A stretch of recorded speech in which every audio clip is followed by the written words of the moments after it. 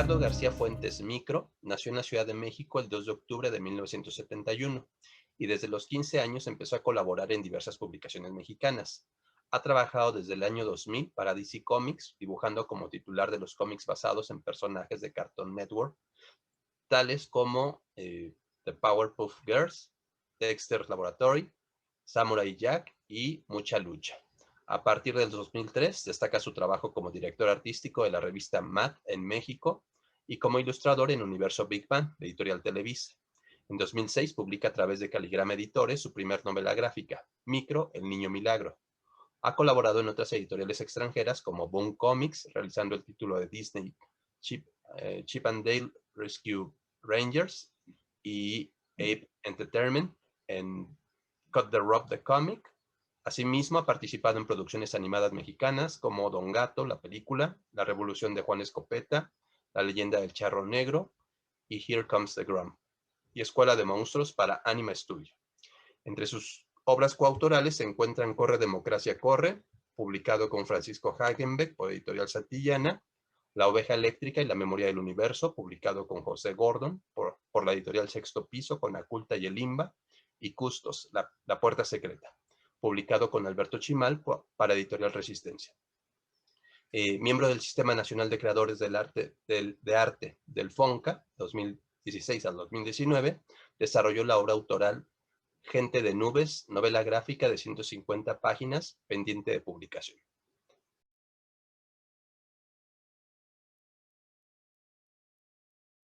Bueno, seguramente mi interés por la narrativa gráfica es porque fue el medio de expresión que tuve más a la mano desde chico.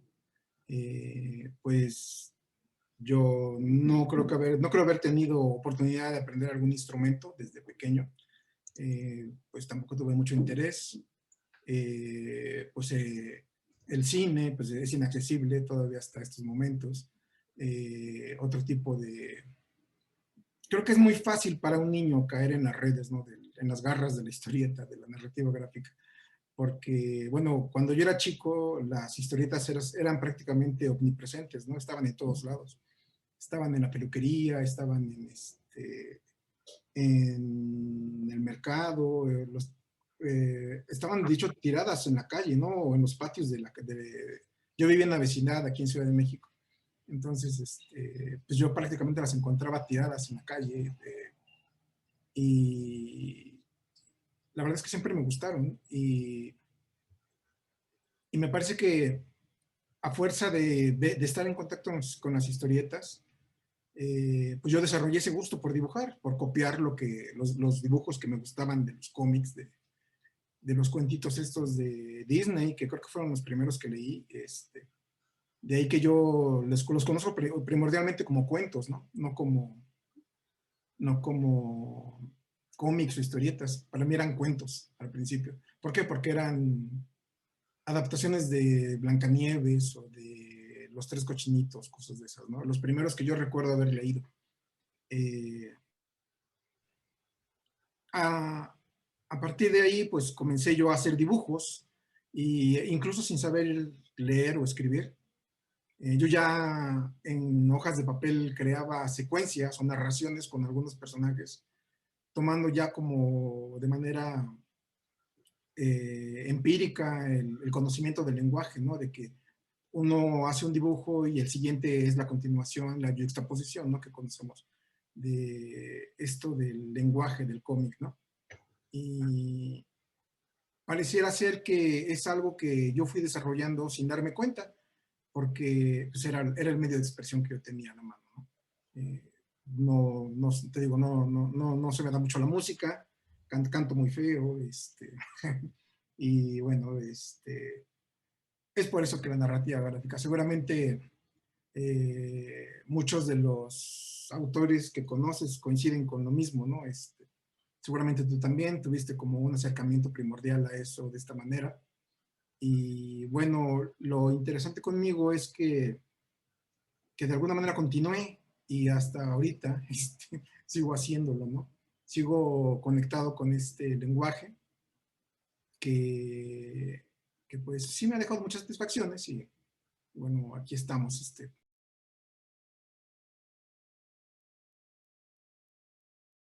Bueno, indudablemente el lenguaje sigue siendo muy poderoso, el lenguaje de la historieta. Se pueden contar cosas de manera muy eficiente todavía con ellos.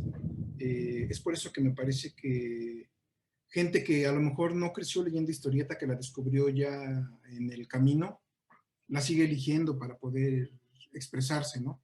Además de que, pues está muy a la mano, los recursos de la historieta están muy a la mano y sobre todo en estos tiempos ya están, tienes exposición prácticamente gratuita, ¿no? Antes tenías que luchar por entrar a un canal, ¿no? De distribución de tu trabajo. Me refiero a la industria que existía antes. Yo pertenezco a la etapa industrial, todavía me tocó la etapa en la que existían las editoriales que se dedicaban exclusivamente a hacer historieta.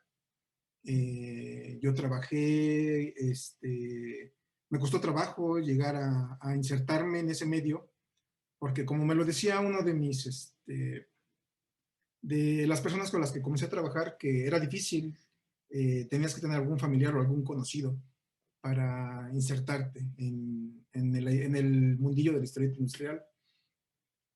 Yo no conocía a nadie, yo comencé como chalán, ¿no? De un dibujante, y fui a tocarle la puerta y a enseñarle mis dibujos. Oiga, mire, yo hago estos dibujos, y esta persona me dijo, ay, pues dibujas bien feo, pero te veo posibilidades, te voy a tomar, así. Entonces, así comencé yo, tocando puertas.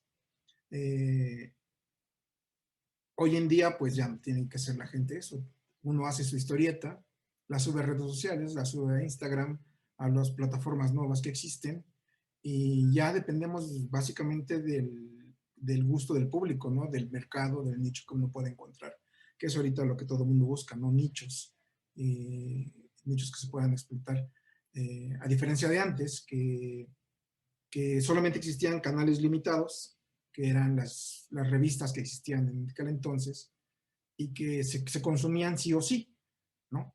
Y el canal de comunicación entre los historietistas o la gente los autores, y el público, pues también era muy limitado. No, creo que a lo mucho había algunas secciones de cartas en algunos cómics, y no se daba mucho tampoco contestar las cartas, ¿no? Um, es distinto, sí, pero a la vez no, porque todo esto sigue enfocado en decir cosas a través del lenguaje. Eh, claro que antes los cómics se pensaban las historietas, sobre todo para la inmediatez de obtener un beneficio económico, ¿no? Hoy en día ya hay como otras instancias que nos permiten monetizar, eh, o por lo menos mostrar nuestro trabajo para poder acceder a los canales, pero de una manera distinta, ¿no? A los canales que todavía existen, no tocando la puerta de un historietista que ya está establecido, ¿no? Esa sería la situación entre hoy y ahora. Eh, la verdad es que me da mucho gusto que haya todavía, que existan gente que a lo mejor no creció leyendo historietas como yo, pero que siguen reconociendo el valor de este medio para poder expresarse, ¿no?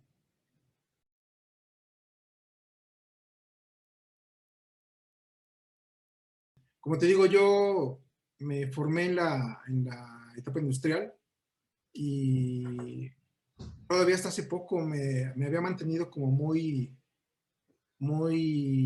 firme en no salirme de ahí. Vaya, yo empecé haciendo chistes para revistas de chistes que existían antes, ya chistes subidos de tono, que seguramente serían súper cancelables hoy en día, ¿no? Eh, no estaba yo muy conforme con eso, no me gustaba. Sin embargo, he de admitir que cuando comencé yo en esto, comencé a sentir el rigor de tener un editor encima. Y a veces era frustrante para mí, siendo joven y echándole muchas ganas a las cosas, llevar mi trabajo a las editoriales y que me lo rechazaran, o que entregara yo un cierto número de cartones y que me dijeran, ¿sabes qué? Muévele aquí, muévele acá, ¿no? Eh, de primera instancia te dan ganas de decirle, ¿sabes qué? No, de rebelarte contra eso, pero el editor de plano te dice, pues si no lo haces no te pago. Entonces, aprendes como a ser flexible en esa dinámica, ¿no? No puedes, si el editor te manda correcciones y bueno, hay editores que mandan correcciones porque saben y porque de alguna manera también cuando uno necesita la retroalimentación. En aquel entonces, pues uno era un ermitaño en su casa, haciendo el trabajo, y a lo mucho te veía tu mamá, ¿no? O tus familiares dibujando, y te decían, ay, qué bonito. Pero el editor, cuando llevabas el trabajo con el editor, era la persona que te brindaba esa retroalimentación. En el mejor de los casos, te decían, oye, esto no se ve bien, muévele aquí, cámbialo. Esto tienes que corregirlo porque no nos funciona de esta manera.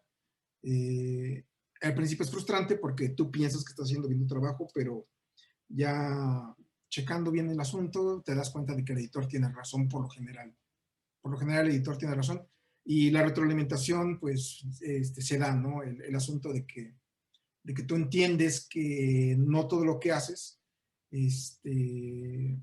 y viéndolo desde un punto de vista muy subjetivo, a lo mejor estás fallando. Entonces, desde entonces yo tengo la idea de que tengo el conocimiento de que necesito siempre estar trabajando y que alguien esté diciéndome, oye, necesitas cambiar esto, necesitas hacer esto, a tal grado que incluso cuando comencé a trabajar para la industria norteamericana, las notas eran todavía más precisas, más estrictas y más puntuales.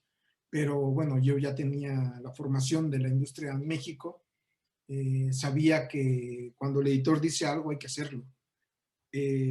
Ahora, cuando mencionas que qué tan importante es la figura del editor, en los circuitos comerciales me parece que es indispensable. En la dinámica que estamos obteniendo hoy en día, que es como más lírica, más libre, a mí me gustaría ver a alguien que fungiera como editor de muchas cosas que veo yo en las redes sociales. Pero es complicado, creo que es algo que está faltando un poco. A veces hay contenidos que se me hacen interesantes, pero que pienso que podrían mejorar. Pero parece que tengo la impresión de que no existe una figura que oriente a los autores en ese aspecto, ¿no? Los autores están como que trabajando a ciegas un poco, ¿no? A lo mejor sí reciben comentarios pero no están obligados a seguir estos comentarios, ¿no? A fin de cuentas dicen, es mi estilo, es mi chamba, y yo lo hago como me gusta, tú no me estás pagando. Y entonces siento que obviamente no va a existir esa figura de editor en la dinámica actual, pero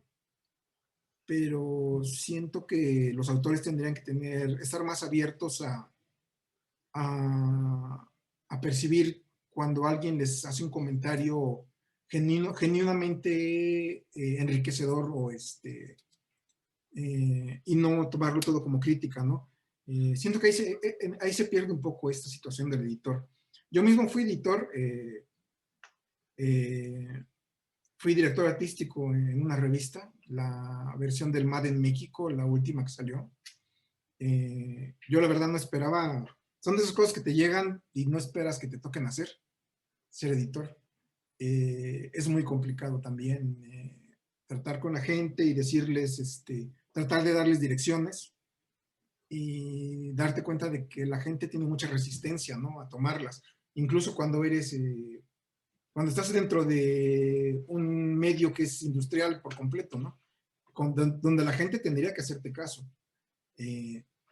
Pero en cuanto a que tienes también los tiempos encima, los deadlines, la periodicidad de la revista, tener que revisar otras situaciones, porque bueno, yo tenía el título de director artístico, pero prácticamente era editor, tenía que revisar incluso hasta traducciones, ¿no?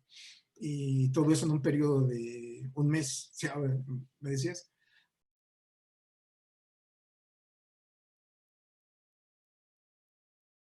Mira, yo he trabajado con todo tipo de editores. He hecho cosas para el gobierno. Creo que son las cosas menos divertidas que he hecho. Porque la gente que funge como editores necesariamente son burócratas y tienen que cumplir una agenda que tiene que ver con la institución, ¿no?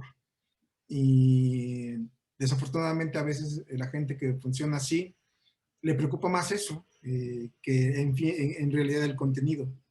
Cuando he trabajado para DC Comics o yo mismo como editor de MAT, pues sabemos que tenemos como que la oportunidad de crear cosas que pueden ser muy divertidas, ¿no? Y de hecho el tipo de trabajo es lo que lo pide, ¿no? En una institución pues es difícil porque creo que nunca he visto a alguna persona que esté en el ambiente burocrático, que esté dispuesta como a empujar las cosas para que los contenidos no sean tan rígidos. ¿Ah? Desafortunadamente son como mentalidades distintas. Y quisiera yo creer que hubiera alguna persona que se arriesgara a hacer cosas divertidas dentro de las instituciones, pero no lo van a hacer porque saben que a cualquier error incluso les puede costar su chamba, ¿no? Como que el burócrata ya tiene un chip que lo niega para eso. Sí, desafortunadamente tenemos ese problema.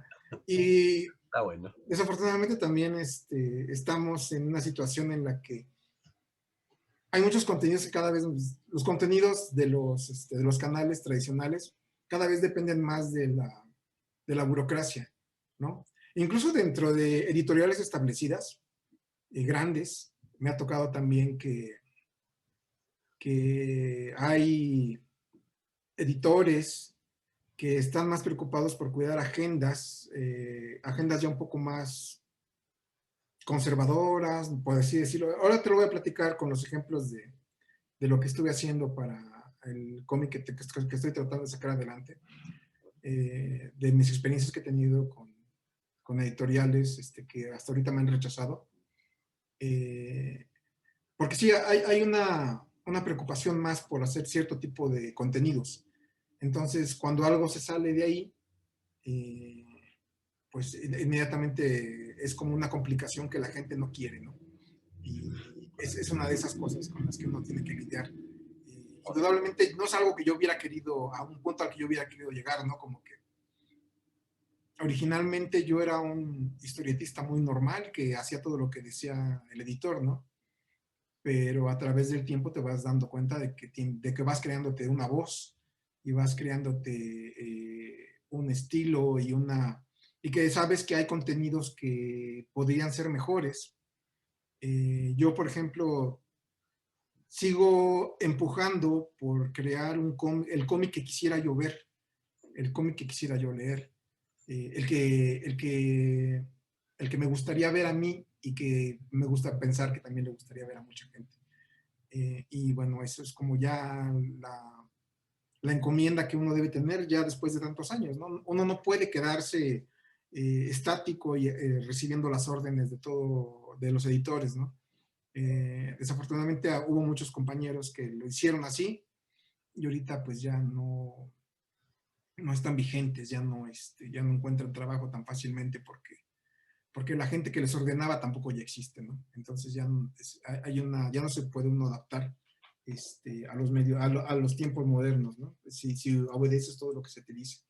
Eh, eh, pues es complicado la situación del editor porque aparte de que ya casi no hay, tampoco existen los editores que te estimulen es difícil encontrar un editor que te estimule a hacer cosas distintas, ¿no? A superar tu trabajo y hacer y mejorar los contenidos de alguna manera.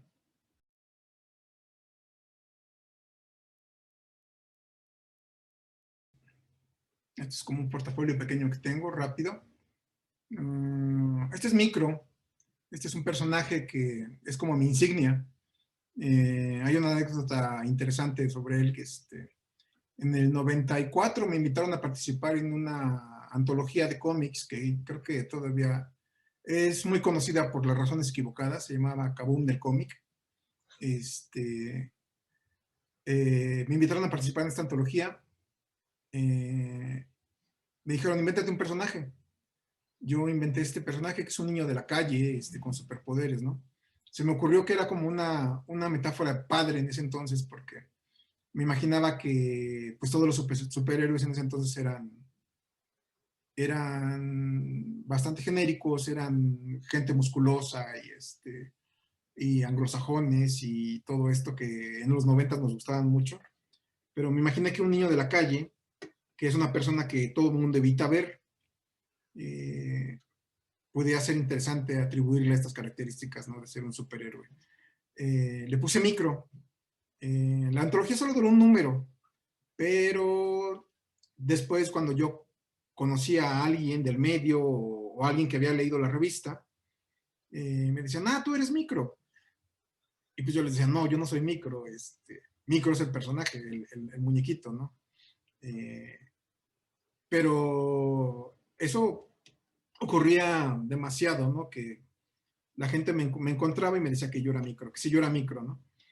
Entonces, al principio yo lo negaba, pero pues al final ya comencé a aceptarlo, ¿no? Que la gente me conociera como micro, digamos que es mi apodo, mi nombre de batalla, pero realmente es el nombre del personaje pequeñín, ¿no? Que sigo como tratando de sacar adelante y empujando. Tengo una novela gráfica con él que también, y algunas historias que también he promovido. Son cosas que hago de repente. Esto es el cómic de Cute the Rob. Era una aplicación de un juego, de una app de un videojuego que se parece a Angry Birds, que el monstruito comía, le das de comer dulces a través del smartphone, ¿no? A alguien se le ocurrió hacer un cómic y hicimos como unos 8 números de esta miniserie para Estados Unidos. Fue muy divertido, la verdad. Un poco de mi trabajo en Big Bang. Big Bang era una revista infantil que yo creo que ya no va a ocurrir esto nunca porque era una revista semanal. Una revista semanal, imagínate, yo creo que ya no va a volver a ocurrir algo así en México. Y hacía viñetas para esta revista. Era muy divertido porque me daban la libertad de hacer cosas chistosas con los personajes. No se apegaban tanto a los discursos institucionales, sino que lo primordial era que todo fuera divertido, ¿no? Esto es una viñeta de mis observaciones que tenía yo ahí en Tehuantepec, Oaxaca, que ya les platicaré un poco de eso también. Una página de micro, la novela gráfica, también tiene una historia interesante. Aquí hay una página de rescatadores, Chip y Dale. Aquí es lo que te comentaba, que de repente trabajar con personajes de Disney es muy pesado, porque principalmente lo que te pide las licencias estas es mantener el modelo del personaje, que no queden a tu estilo. Tienen que verse como se ven en la tele, como los ven, como las hojas de modelos que te envían, ¿no? Y es pesado porque sí hay cierta rigidez y no tienes tanta libertad como para hacer algunas cosas que te gustarían hacer. Pero es interesante de repente trabajar con personajes de este tipo porque es un reto en el que tú tienes que encontrar como caminos para que a pesar de que tengas que estar limitado en cuanto a los modelos, tú encuentres la manera de también expresar cosas interesantes a través de lo que tú haces, ¿no? De tus técnicas, de tus recursos. Ajá.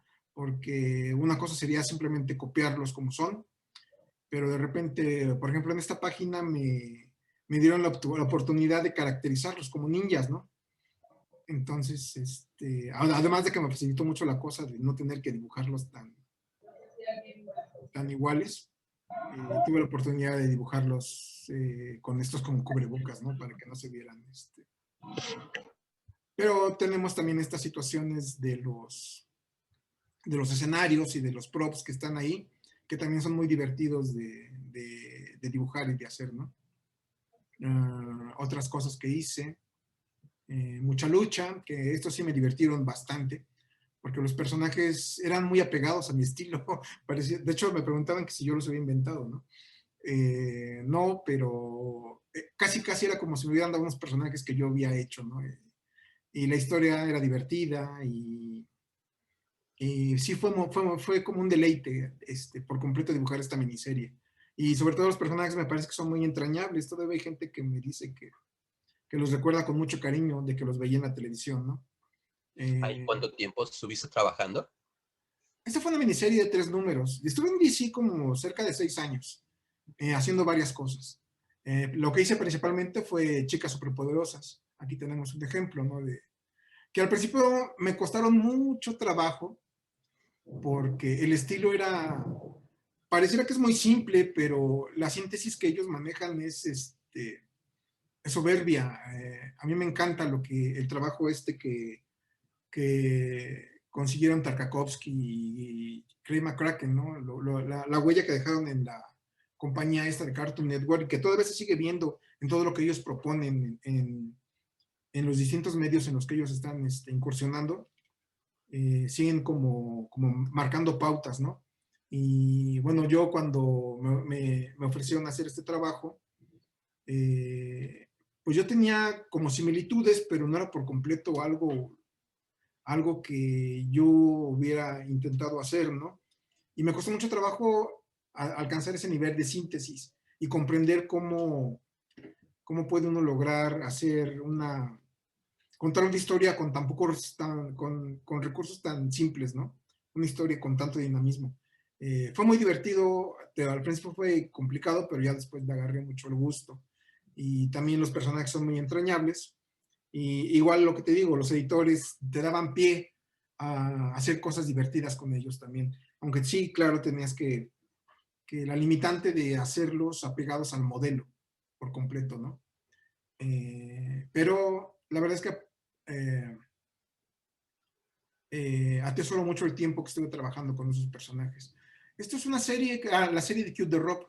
Eh, me gustó mucho más porque aquí prácticamente el único muñeco que tenía que realizar yo basado en el modelo era el muñequito verde, que parece como una rana. Y todo lo demás, pues yo tuve oportunidad de crear el universo, ¿no? Incluso a los personajes que eran como los protagonistas, tuve chance de hacerlos yo. Y bueno, a pesar de que yo no tenía como conocimiento de primera persona de los escenarios en los que se movían, pues tenía muchas referencias y tenía como la libertad también de crear el pueblo en el que ellos vivían y las características de todo esto. Me gustó mucho trabajar en esto porque creo que fue la primera vez que tuve oportunidad de hacer un trabajo de alto nivel en el que yo tenía libertad casi completa sobre todo lo que yo podía proponer o dibujar, ¿no?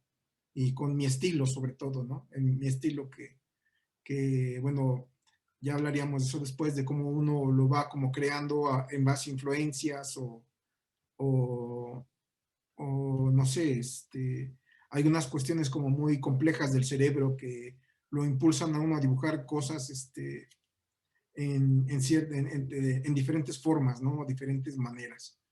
Ajá. Un poco más de Cue the Rock. Me gustaba mucho explorar ángulos distintos, ¿no? En el guión, por ejemplo, me ponían que tenía que dibujar una oficina donde hubiera mucho bullicio.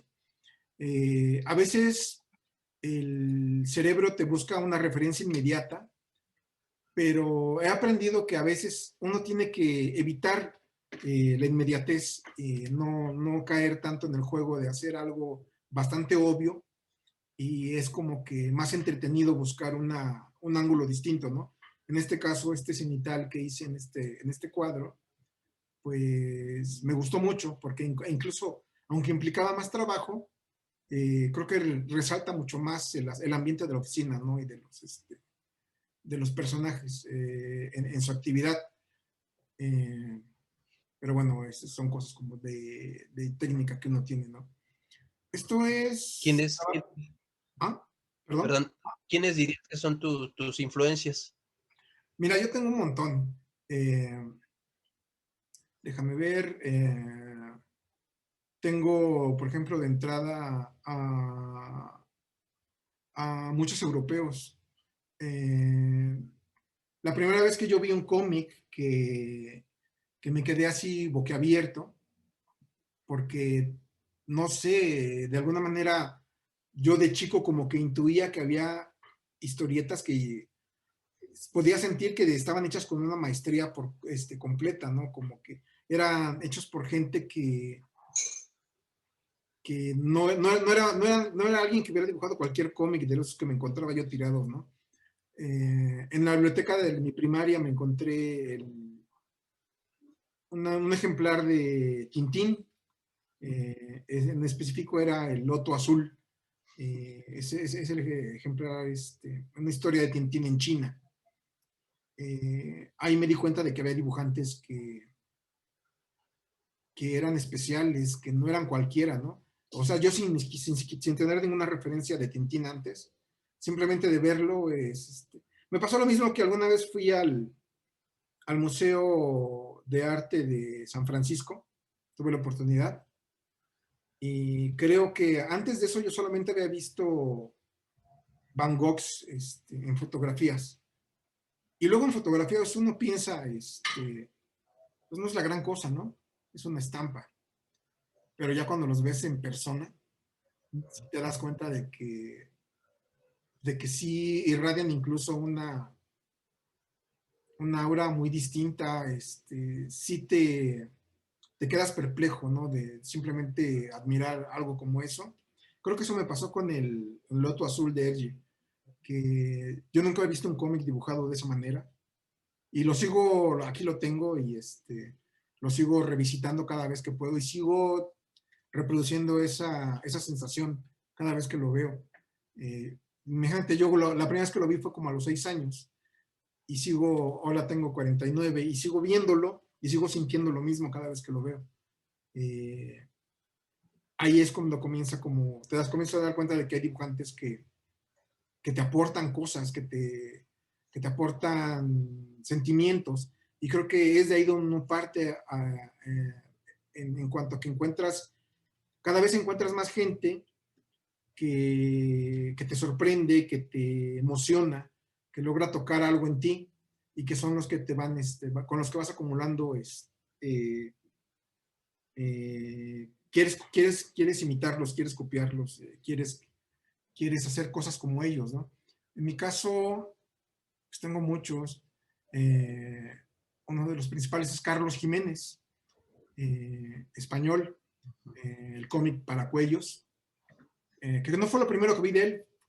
Me encontré una vez en un botadero de revistas, me encontré un ejemplar bien raro de una edición también bien rara, de un cómic que él hizo que se llama Om, eh, porque es una edición muy barata. Hasta parece como autopublicada por él. Y no sé por qué me la encontré en un botadero de cómics de ahí de Valderas, hace mucho, mucho tiempo. Y pues sí me quedé perplejo también otra vez con el trabajo de ese dibujante. Fui explorando cada vez más, encontré que había hecho para cuellos y para cuellos todavía me rompió más. ¿Cuál otro? Me gusta mucho Bruce Timm, que bueno, él no es tanto de cómics, es de animación, pero bueno, ya eso fue un poco más en la etapa en la que yo me acerqué más a la animación. Creo que lo descubrí a él. Eh, Me gusta mucho Eduardo Rizzo, argentino. Eh, lo descubrí yo por una serie larga que se llamaba 100 Bullets. Y ahora, desde entonces, cada que tengo oportunidad, me busco trabajos de él. Los atesoro. También, ¿quién más tengo por ahí? Es que aquí tengo mi librero y a casi todos estos los tengo ahí, ¿no? ¿Cómo se llama? Cuando comencé a consumir otro tipo de contenidos, no sé, buscaba primero a Milo Manara, pero no me llenaba tanto, porque sí me gusta el erotismo, pero yo tengo como una preferencia por los humoristas. por la gente que hace cosas chistosas, por gente que... Porque creo que si hay algo difícil es hacer reír a la gente. Y de hacerlos reír ya te puedes pasar a hacerlos llorar. Pero hacerlos reír creo que es como el pináculo de la creación de no solo de historietas, sino de todo en todos los medios, ¿no? La música, el cine. Me gusta la revista Mad, estaba Mort Drucker, Paul Cocker Jr., me gusta mucho el trabajo de, ¿cómo se llama? Han Ketchman, es el de Daniel Travieso. Luego descubrí los mangas, que también sobre todo me gusta mucho lo de Toriyama. Me gusta mucho el trabajo bueno, sí, de Katsuhiro Otomo me gusta mucho, pero de Osamu Tezuka. Creo que Osamu Tezuka es mi primera referencia de manga, porque yo cuando era niño veía sus animes, veía a la Princesa Caballero, Kimba, se llamaba Kimba, sí. O sea, había un montón de cosas que yo entendía que estaban ahí, pero no sabía, no sabía de quién las había hecho, pero que posteriormente ya me enteré que existían autores, ¿no? Por ejemplo, el primer cómic que comencé a coleccionar yo fue una edición que trajo novedades, que se llamaba Pólvora y Puños, que presentaba una historia del oeste, que se llamaba, aquí le pusieron el 12 tiros, se llamaba realmente Two Gun Kid. Y yo me acuerdo que la primera vez que lo vi, me quedé fascinado con esa historieta, fue la primera historieta que comencé a coleccionar. Y yo de alguna manera veía que el dibujante, cuando me cambiaban al dibujante, me enojaba yo mucho. O yo tenía 8 años, ¿no? Y me acuerdo que ya ubicaba al dibujante. Y me enojaba mucho cuando hacían un feeling o sea, metían a otro dibujante porque me imagino que pensaba que el dibujante a lo mejor no había tenido tiempo. Resulta que el que dibujaba esa serie era Jack Kirby. O sea, seguramente Jack Kirby estaba dibujando en sus tiempos libres eso, se dibujaba como 8 series, ¿no? Seguramente en ese entonces. Y una de esas así como que no le daba tanta importancia era el Two Gun Kid, ¿no? Pero ya luego descubrí que era Jack Kirby, ¿no? Y es bien interesante eso, ¿no? Que yo de niño me enojaba mucho cuando me cambiaban al dibujante. Y era Jack Kirby. Y indudablemente Jack Kirby creo que sí es una de esas cosas que me ha influenciado también mucho. Porque también lo sigo revisitando Jack Kirby y sigo viendo esas viñetas de todas esas viñetas que ha hecho, las sigo viendo como el niño de 8 años que las añora y sabes que hay algo especial con ese dibujante, que no es como los otros, ¿no? Ya en tiempos recientes, pues sigo descubriendo autores que me siguen gustando y que me atrevo a tratar de copiarles cosas, ¿no? Tengo un autor que me encanta que se llama Fabrice Parmé, que es un poco oscuro, hace cómics para niños en Francia, pero es que pareciera que los cómics para niños en Francia, en Europa, son no sé, son una especialización muy sofisticada. No es como aquí que pensamos que a lo mejor podemos darles a los niños cualquier cosa, ¿no? Al fin son niños. Pero allá no, por ejemplo, sobre todo los cómics de este personaje, Fabrice Parmé, esta persona, creo que es canadiense, pero se mueve más en el mercado europeo. Los descubrí en una fil de Guadalajara. Siempre hay un local de la Casa de Francia que trae un montón de novedades francesas. Y ahí descubrí a este autor. ¿Cuál sería su título más importante? Tiene un título que comenzaron a traer, que parece que no funcionó muy bien. Se llama El Rey Catástrofe, que es una historietilla de qué pasaría que a un niño malcriado se vuelve el rey de un país, ¿no? El que gobierna. Entonces, me encanta el argumento porque está lleno como de absurdos y de situaciones cómicas, ¿no? De un niño malcriado este, ordenando, ordenando qué es lo que pasa en un país, ¿no? Y con caprichos, ¿no? Que parece que ya ha sido explorado en algunas situaciones, pero en este caso me gusta mucho. Él creo que dibujó un tiempo algunos álbumes de Spirou. ¿Y qué más ha hecho? Tiene ahorita una serie de una niña, pero no me acuerdo bien el nombre de la niña. Si quieres, luego les paso el dato. Son complicados de conseguir. Yo los he conseguido en la Casa de Francia, pero me gusta mucho lo que hace él y de repente le robo cosillas, ¿no? Lo admito. Luego hay cosas que digo, esto me gusta cómo lo hace él y yo quiero hacerlo parecido. Y bueno, el panteón de influencias es larga. Sigo encontrando gente que me encanta cómo hacen las cosas y que trato como de copiarlos o de eh, hacer las cosas como ellos lo hacen, ¿no? Eh, no sé, vamos a seguir viendo esto. Este es un libro que hice con Paco Hagenbeck, que en paz descanse, murió hace un par de semanas. Un libro sobre cómo explicarle a los niños la ciencia política, ¿no? La idea surgió porque resulta que me acuerdo yo que cuando comenzaban las campañas políticas, a mí nadie me explicaba. Incluso yo pensaba que los partidos eran buenos. Uno debería votar pensando en el color, ¿no? Cuando uno es niño.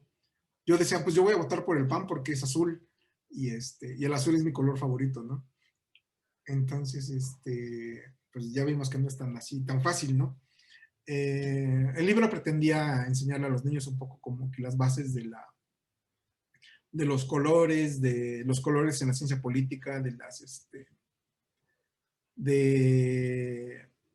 las preferencias electorales, de cómo funciona la democracia, de por qué los adultos se pelean tanto cuando están en estas fechas raras, ¿no? Ahí anda el libro, me parece que todavía se puede conseguir en Gandhi, en esas librerías. Algunos apuntes que hice mientras vivía en el Istmo de Tehuantepec, estampas como muy comunes de esa región. Ya les platicaré ahorita un poco de eso, de cómo llegué a empaparme de todo eso y cómo fue muy enriquecedor para mí llegar a entender un poco, vivir entre todo esto, ¿no? Que a mí me sigue fascinando. Eh, a mí me gusta como descubrir cosas, ¿no?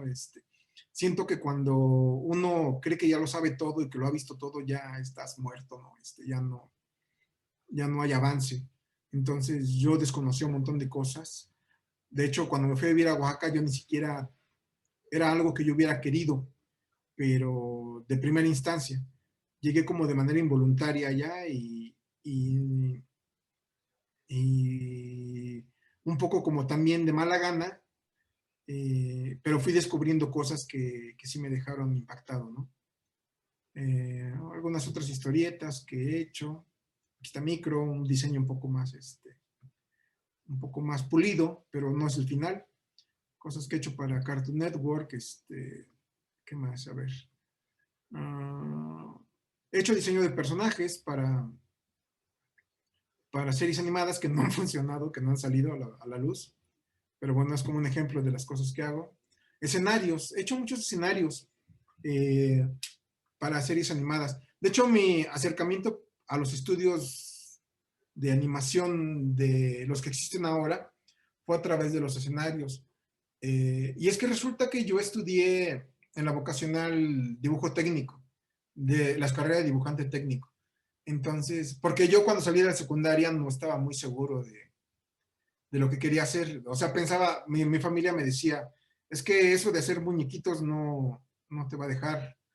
Y yo tenía la idea de que, y bueno, mis padres siempre nos impulsaban como a mis hermanas a ser contadoras y a mis hermanos a ser ingenieros, ¿no? Entonces, porque era pues como que el camino al ascenso social, ¿no?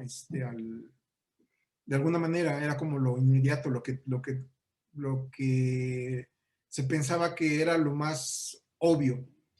Entonces yo entré a estudiar a la vocacional, al Politécnico, pero como que no quería yo dejar morir del todo mis sueños de ser dibujante, ¿no?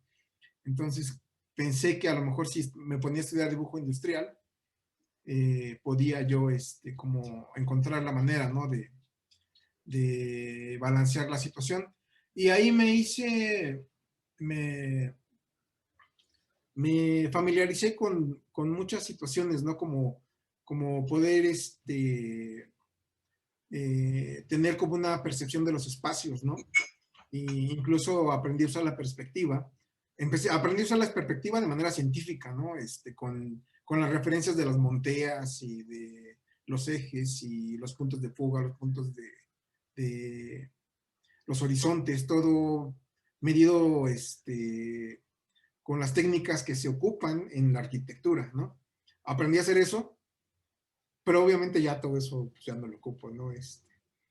Este tipo de trabajos pues ya dependen más de la intuición, pero la base es esa, ¿no? De que ya tenía yo como la idea del manejo de espacios y de trazado de líneas y de todo esto. Y solamente hubo que adaptarlo un poco a la caricaturización y me facilitó mucho esto de hacer fondos para series animadas, ¿no? Que me gusta mucho, pero no es lo que más no es mi hit, ¿no? Hacer eh, historieta, digo, hacer escenarios, ¿no? Me gusta mucho porque pues de entrada creo que sí hay cosas como que me llenan un poco más, ¿no? En cuanto a esto. Un poco brincando a lo que les contaba de la animación. Yo llegué a la animación porque obviamente me parece que van muy de la mano el cómic y el dibujo animado. Como te decía, ¿cómo se llama?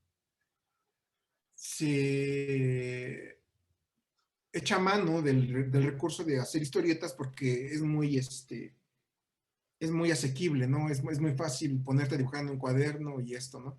Pero el dibujo animado es más complicado. Cuando yo comencé a hacer dibujo animado, pues éramos equipos de 30 personas para hacer 5 minutos de animación. Entonces no era tan fácil que uno dijera, me quiero poner a hacer dibujo animado, ¿no? Y desafortunadamente, bueno, no desafortunadamente, ocurre que cuando haces dibujo animado, eh, te tienes que especializar, pareciera que es necesario que te especialices en algo, porque son varios procesos, son procesos que se tienen que intercalar y que tienen que funcionar de alguna manera, funcionar de manera en que es una maquinaria que tiene engranajes, ¿no? Cada engrane tienes que especializarte en hacer algo de esos engranes. Yo comencé muy abajo, comencé una producción pequeña que era un corto de 5 minutos, que como te digo, éramos 30 personas aproximadamente los que estuvimos trabajando en eso. En ese entonces todavía se estaba planeando hacer esta animación con las técnicas tradicionales que todavía eran mucho más inaccesibles, que era esto del acetato pintado, y todo era dibujado en papel primero, luego pintado sobre el acetato y fotografiado, ¿no? Que es un proceso engorroso y muy caro, muy, muy caro. Y no todo el mundo tenía, me parece que en México solamente existían 3 cámaras, 3 cámaras que habían sobrado de la época en que se hacían aquí maquilas para Hanna-Barbera, en los años 70 o en los 60. Hanna-Barbera y estas caricaturas de este estudio creo que se llama UPA, que hacía Rocky y Bullwinkle. ¿Cuál otro hacían ellos? Sí, Rocky la ardilla voladora y Bullwinkle. El Rey Leonardo. ¿No te acuerdas tú de esas, verdad? No. Bueno, esas son como de los años 70. Okay. Pero son legendarias esas caricaturas. Se hacían aquí en México, se maquilaban aquí en México. Me suena lo de la ardilla voladora, pero la verdad que no la recuerdo así. Ya, el Rey Leonardo tampoco, tenía una intro muy, muy, muy chistosa, que de repente Trino la he escuchado como que la tararea. Está de Rey Leonardo, está de buen humor. ¿Qué? No me acuerdo, güey. No. Pero, bueno, en la época en que yo comencé a hacer historieta, nos juntábamos en la tienda de Óscar González Luyo en el 93, me parece. Llegó una persona a decirnos, oigan, vamos a hacer dibujos animados, ¿quieren entrarle? Y pues yo obviamente dije que sí. Y comenzamos a entrarle a esto de los dibujos animados en esa pequeña producción que, como te digo, era como, primero se pensaba hacer como con todas las técnicas tradicionales, pero luego llegó alguien a decir, pues tenemos un programa, una cosa que se llama computadora y que tiene un programa que puede colorear los dibujos en friega, ¿no? Y obviamente la gente de la producción pensó que era mejor eso que contratar a un sindicato de mujeres que se dedicaban a pintar los acetatos, ¿no? Dijeron, no, pues mejor una computadora que nada más dándole clic, colorea ya todo el frame, ¿no? Y ya no hay que tampoco pintar las celdas de animación, sino que hay que escanear solamente los dibujos, ¿no? Y fue como el inicio de la digitalización, todavía como que estaba muy en pañales en ese entonces, pero se hablaba, ¿no? De que ya había producciones gringas que ya hacían eso, y bueno, a la par de que yo hacía historieta, de vez en cuando salía algún trabajo en alguna producción animada, ¿no? Y pues yo con gusto le entraba o no con tanto gusto, más bien como con ganas de tener algo de dinero en el bolsillo, ¿no? Y eventualmente llegué a trabajar cuando comenzó a abrirse la producción cinematográfica en México, sobre todo de series animadas, de películas animadas.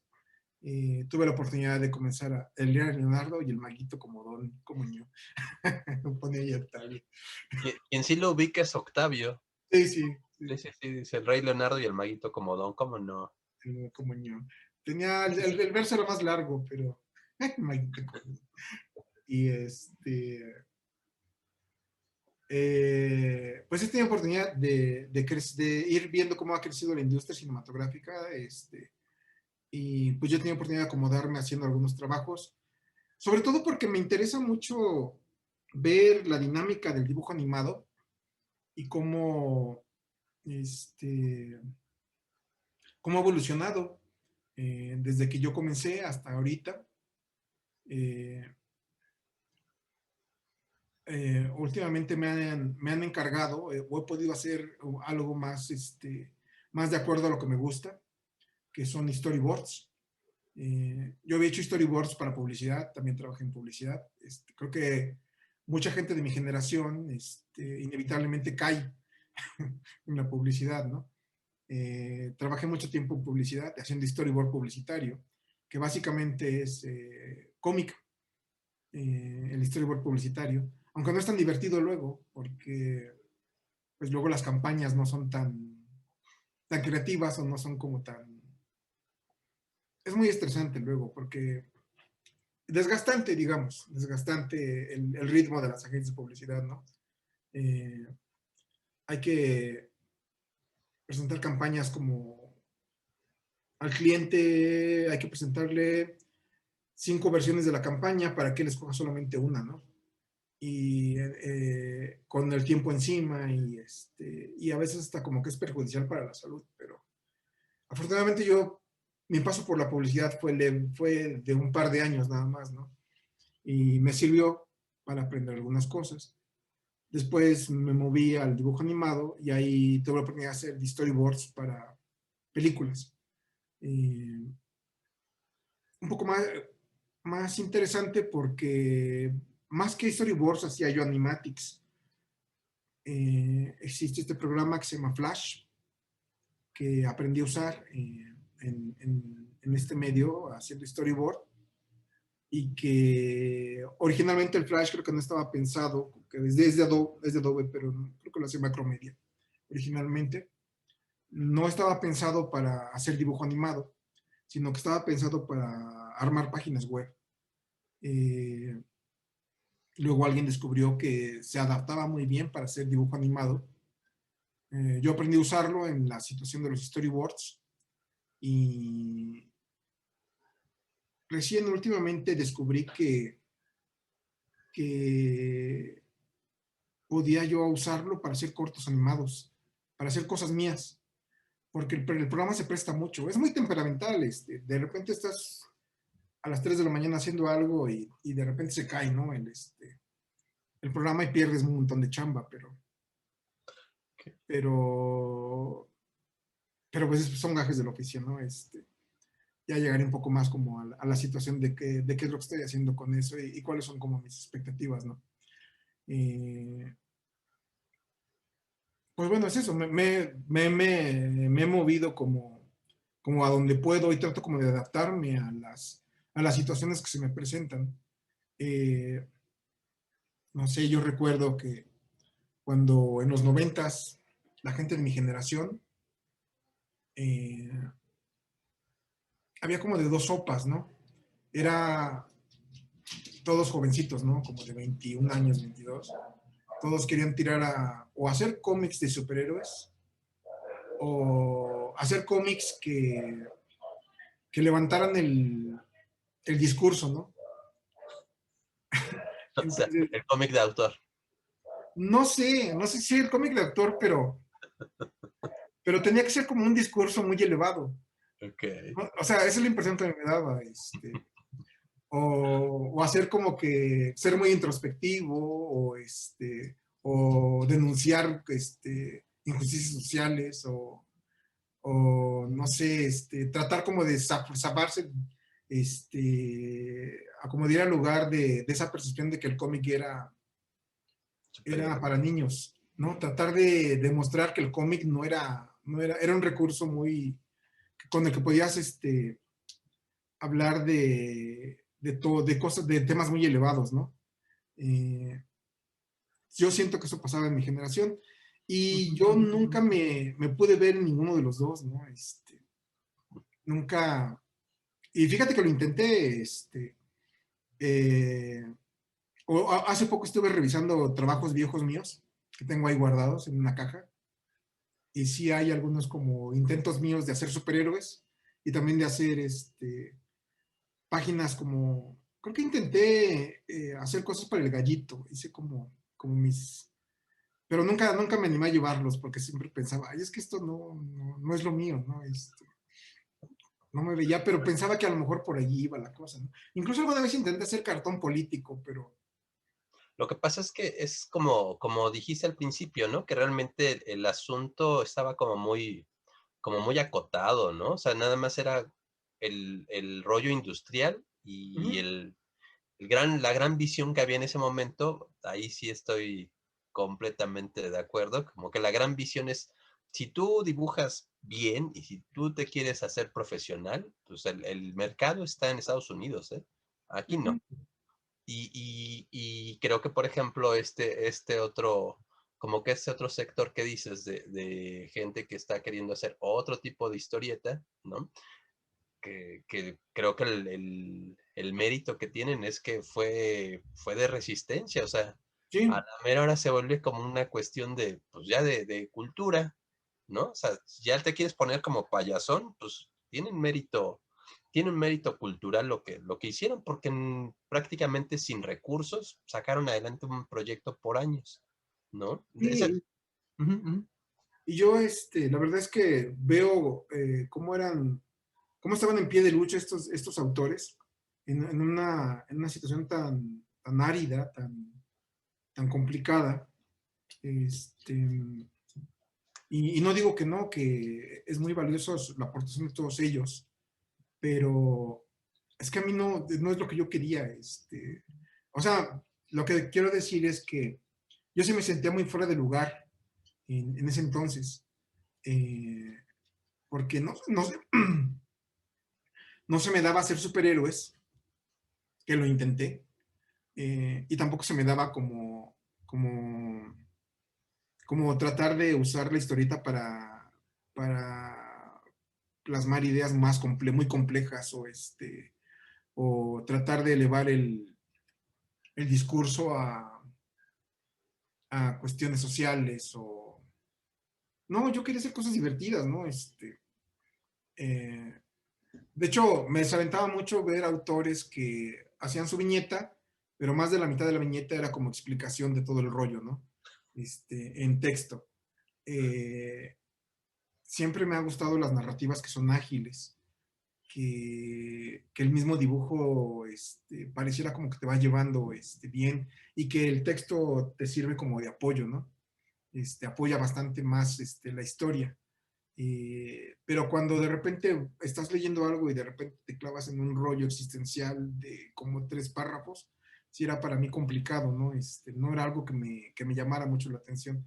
Pues, o sea, la verdad es que yo para eso era como que no me gustaba, eh, no podía yo con eso. Me gustaba mucho a veces el trabajo de los autores, pero no me gustaba que se detuvieran a explicar tantas cosas, ¿no? O se descosieran con rollos existenciales, ¿no? No ¿No era te lo mío. veías, no ¿Eh? te veías dibujando a Alan Moore, pues? No, pero fíjate que ni siquiera Alan Moore no se descuelga tanto con eso. Creo que es, bueno, no, es que él es escritor. De repente los dibujantes que le tocaban sí tenían narrativas bastante ágiles, ¿no? Ok. Y hay casos como el de Alan Moore o Frank Miller donde el texto que usan es el necesario. No es ni más ni menos, es el que tienen que ver. Pero a veces sí me parecía que habían cosas que se podían contar con menos palabras. Siempre me pasó eso, ¿no? Entonces, bueno, es que de los autores de mi generación, estoy hablando específicamente, y yo trataba como hubo un momento en el que yo traté de emularlos, o a lo mejor por aquí está el camino, pero nunca pude, ¿no? No era lo mío.